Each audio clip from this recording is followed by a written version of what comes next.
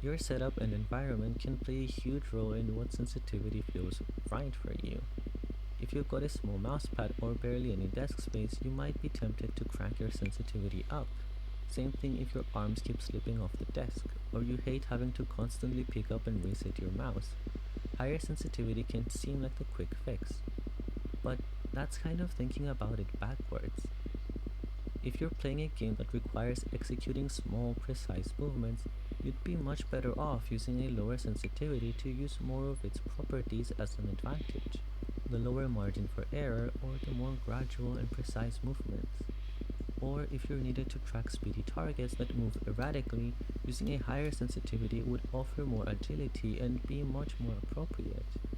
Sensitivity should be chosen based on the task at hand, not as a workaround for gear or space limitations.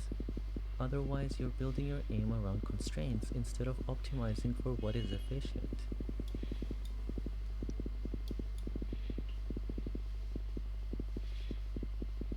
I was originally going to go over sensitivity ranges for different types of aiming, but I think it's more useful to talk about how to actually approach sensitivity instead. When you start viewing aiming as a motor skill that involves your arm, wrist, and fingertips, your sensitivity range should reflect that. Somewhere between 30 and 80 cm usually covers it, 30 leaning more towards fingertip focused movements and 80 leaning toward heavier arm involvement. The core idea is that sensitivity should complement your technique and make your movements more efficient.